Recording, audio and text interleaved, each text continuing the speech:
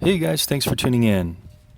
Today we're going to be doing a range mod on the MJX, very popular MJX X600 HexaCopter. Now this one out of the box got me, I'd say 250 to 300 feet range. Not quite as good as the recently reviewed MJX X400. I did a review on this just this past weekend.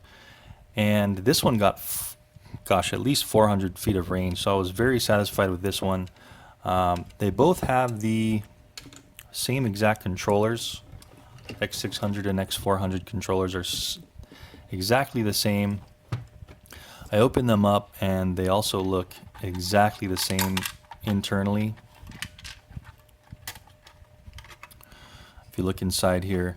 And so what we're going to be doing is trying to extend this antenna up a little bit up to here and seeing if we can get better range that way, and also opening up the X600 itself and seeing if we can move the antenna around or even put a longer antenna on it to extend the range. Also check the wavelength measurement of the 2.4 gigahertz antenna in here, and pretty much do any mods we can just to extend the range, maybe another 100 to 200 feet. When I did inspect these two, they were both exactly the same as far as the antenna layout. They're in the exact same spot. So let's get started. First thing we want to do is go ahead and open up the X600 body. So we're just going to take all these bottom screws off first.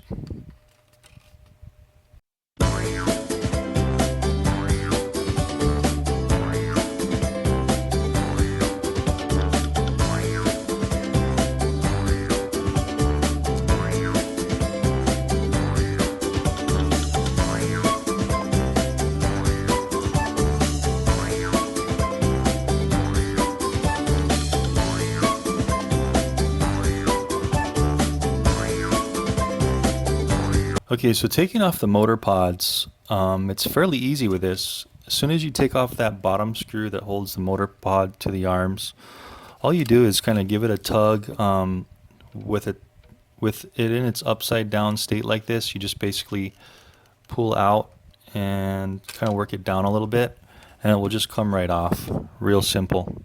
There's just one screw holding it on. So you are going to have to take off the motor pods, because the motor pods, you can see how they kind of hold the two halves together here. You see how we have, we've got a red and blue, red and blue here on the motor side on that one, and then we have a white and black on this motor. That would determine a counterclockwise and a clockwise motor. But on the craft side, they're just black and red. So it may be a little difficult to determine which is which. So what I'm going to do is I'm just going to leave all these motor pods connected, just so there's no mix-up. So take all these off.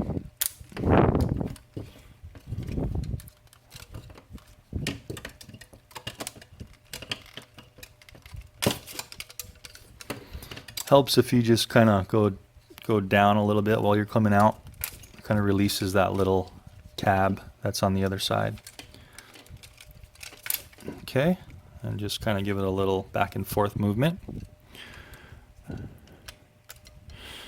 Now make sure you don't unplug these if you can't remember where they go, or you're going to have a kind of a hard time getting them back on the right arms. I'm just going to leave these hanging here. So next step is going to be separating the two halves.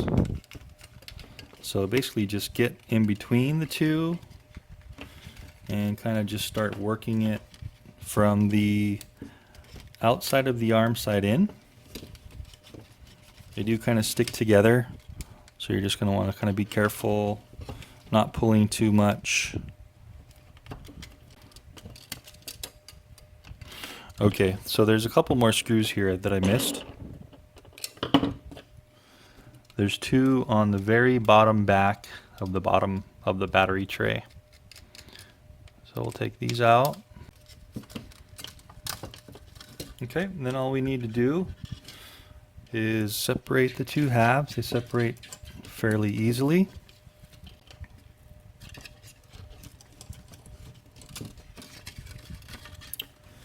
I'm going to kind of move the top out of the way here. And let's just do a slow flip over, kind of keeping the motors in their orientation, like so. Okay, so on the inside, let's see what we got. Okay, so it looks like it'll be fairly easy to remember where the motors go. If you do get them mixed up, you can kind of see the flight control board here and how the motors are hooked in. So, and they're kind of connected to arm orientation. So you can see that this one here is that motor, this one here is that motor, this one here is that motor, and so on and so forth. The lights are these ones kind of on the side of the motor hookups. So you can see this. These are all the lights here. They're the red and whites, and then the motors are the black and reds. Okay, now first off, one thing I'm noticing on mine is this plug. It looks like it was super loose, and I don't think that happened for me opening up. I think it was just kind of hanging on there, so that could have been why I had a little bit of drift issues with this. Let's see if it pushes farther back in. Yeah, so it wasn't even pushed all the way in. So if you are having trouble with your X600, go ahead and open this up. It seems like my main plug was just hanging on there. So that's good to know, good to check on that. Now's a good time to also check all the solder points and make sure all these plugs, all the motor plugs and the light plugs are all in solid. You don't want to push too hard on these because these are kind of fragile solder joints. We just kind of give it a once over. Now I can see here, you see the antenna here sticking out the, looks like the front. Okay, and what I've done here is I made a little jig for the correct antenna length, which should be 3.12 centimeters. And so we're just going to measure that against the stock antenna that they put on here. And it does look to be just about exact. So that looks fine actually. Only thing I'm going to be checking now is just to see if there is a ground pad on this one. If there is a ground pad, then I might want to put on maybe a longer 2.4 gigahertz type of router antenna to bring out the antenna out into one of the arms, which will kind of get it away from the battery, get it away from the electronics.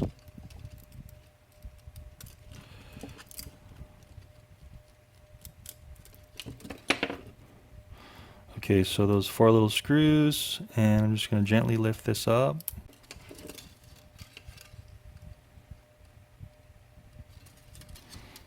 And I'm going to look on the bottom here.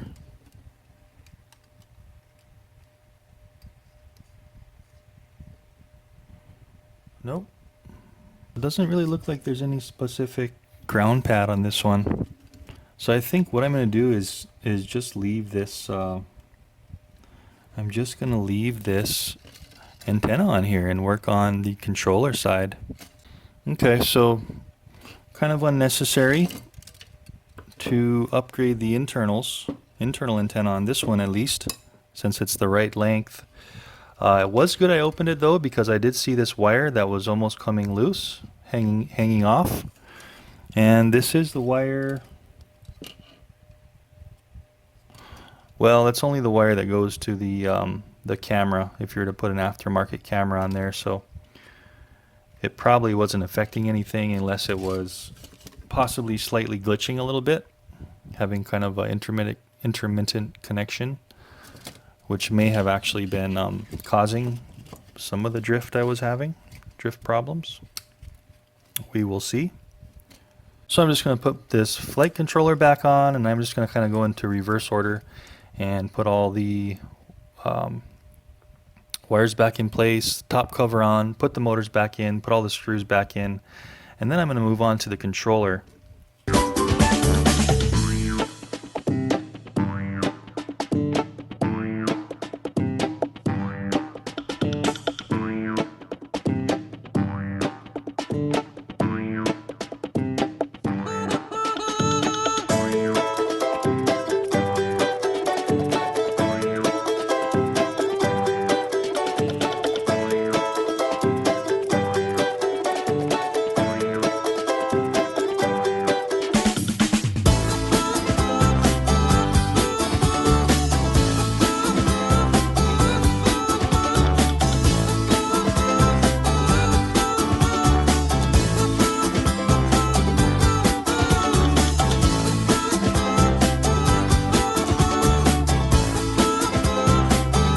What I would also do is just kind of go over it just before you put on the top cover.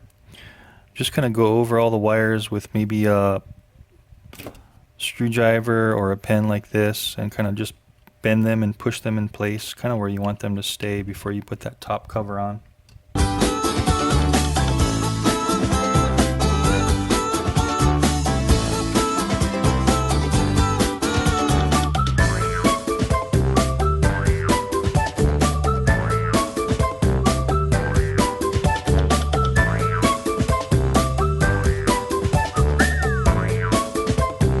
And right here you want to be really careful you don't tug on these wires and disconnect the connectors while you're doing this.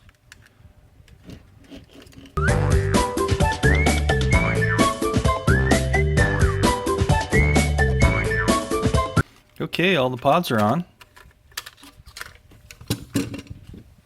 So after I put all the pods on, I'd like to just kind of do a little test. It's always nice to test after each stage just to make sure nothing was disconnected.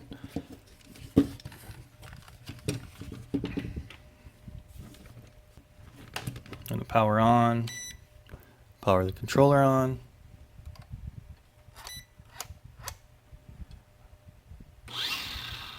Yep. Looks like they're all spinning. Good. Okay, so next step is just to put all the screws back in.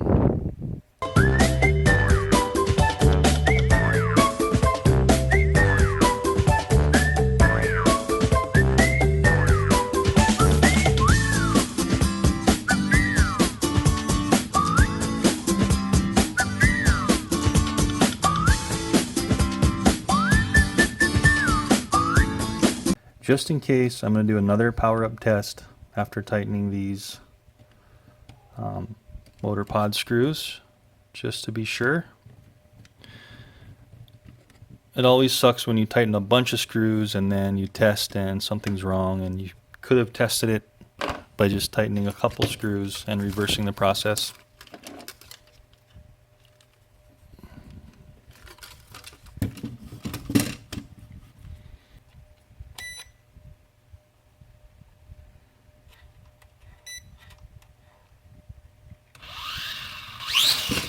Yep, looks good.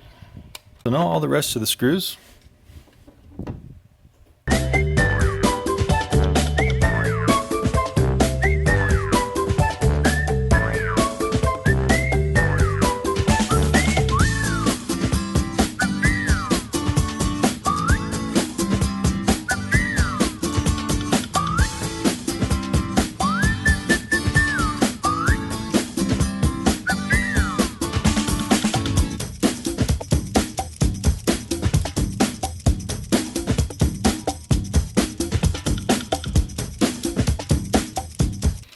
Okay, done with all those screws. So one last test. Make sure we didn't cut any wires when screwing those screws in.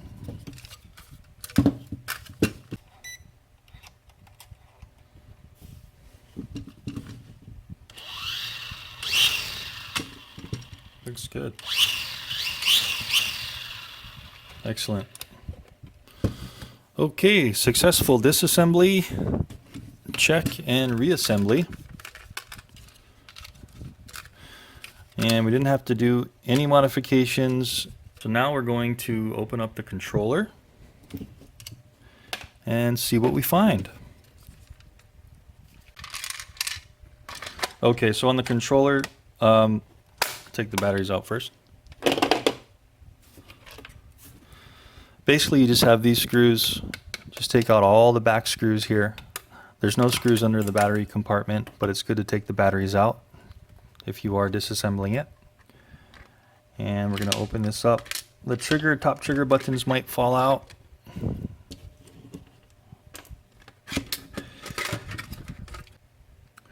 So this does have a shielded coaxial cable, and it does have a signal area to solder the signal wire and also a ground area to solder the grounding wire.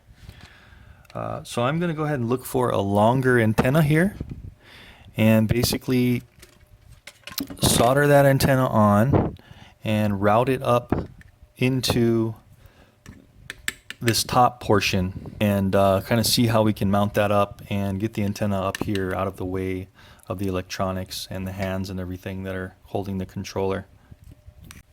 Okay, so I found an antenna with some coaxial here from, I think it must have been from another controller or a 2.4 gigahertz router.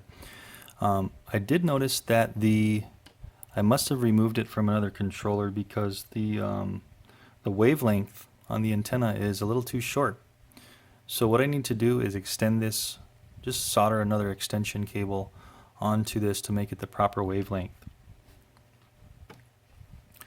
So I found some mini coax out of a router here, and I'm just going to basically trim off the correct length I need from this and go ahead and solder it onto this. Okay, so when soldering, I like to use a little bit of flux.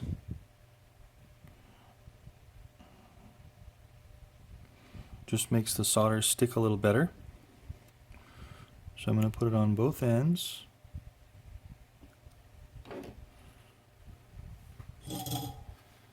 And don't mind my soldering iron because it's really, I need a new tip. It's really old and funky, and I hope I can even do this with this horrible tip I have here.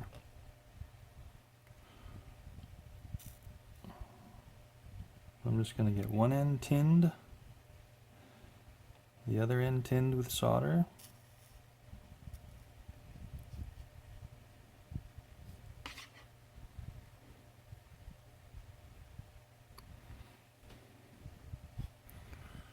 And then solder them both together. You may need something to brace it with. You probably will actually if you do this, or any kind of fine soldering. I like to use these helping hands. They have these little clamps and they really help.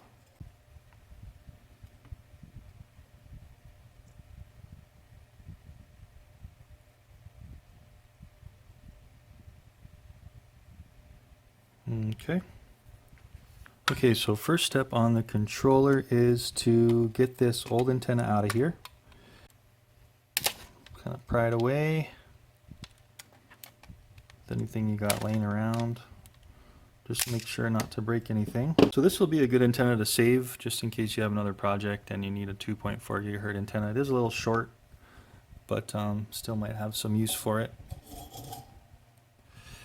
And then we just need to desolder this guy to the solder points and pull them up, and there we go. So that has been desoldered.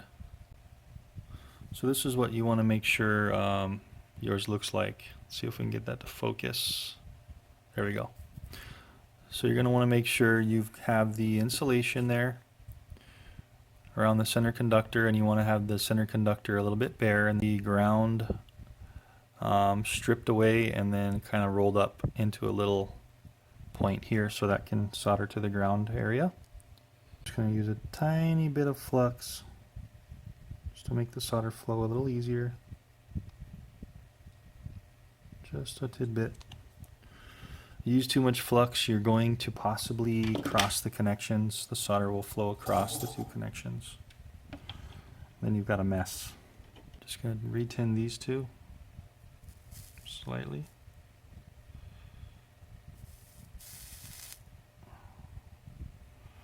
All right.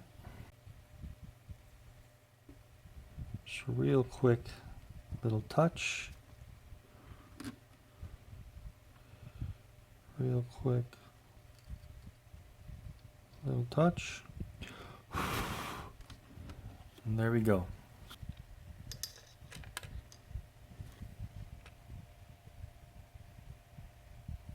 Good. So we've got our center conductor soldered to that one. We've got our ground shielding soldered to this one here. Making sure there's no cross connection in between. There's no straggler wires to bridge the connection. What I like to do is get a little bit of hot glue on there just to hold it in place, since we are going to kind of be bending this a little bit. It'll be good to put a little dab of hot glue on there just to hold it. So I'm just gonna kind of surround it. Get some goop here.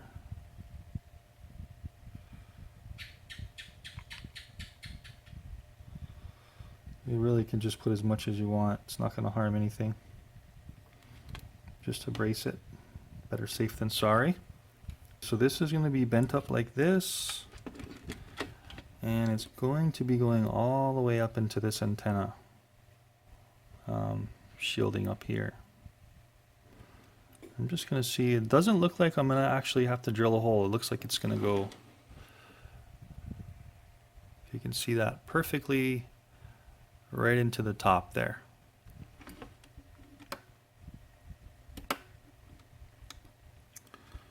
So just going to slide it right in as far as possible. You know what I'm going to do is I'm going to put a little dab of hot glue on this too. Little dab of hot glue just so this doesn't bend much. It'll kind of shield it and also keep it from bending.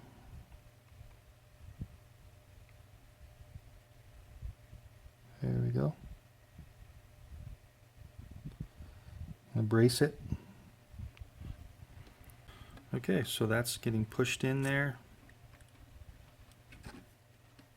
And then what I'm going to do is I'm going to put a little dab of hot glue right on the metal here where it rests onto the plastic. That way it'll stay in the top. And then quickly before it dries, oops, shove this in there and stick it down in. And just hold it there for about 30 seconds. I'm also going to put a little glob over the top so it just kind of anchors that whole thing in there and it will not come out.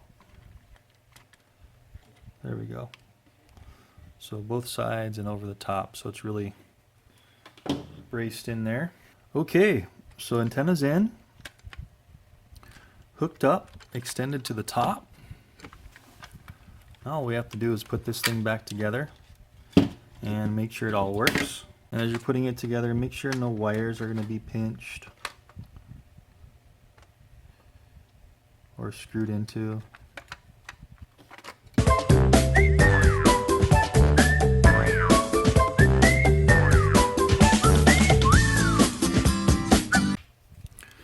I'm going to do a quick test again before I screw in all those screws for the controller.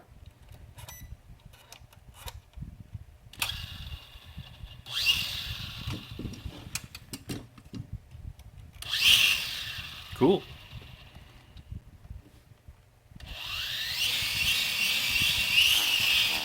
Looks good.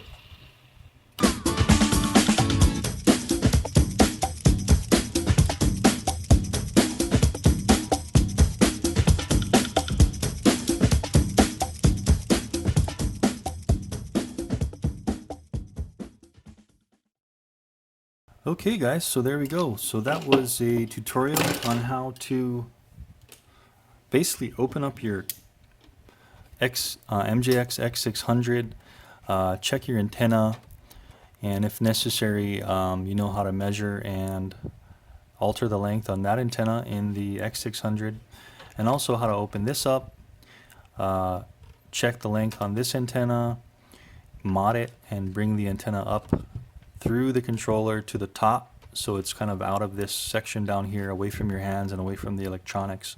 And so this should give you about probably another 100 feet or so after testing.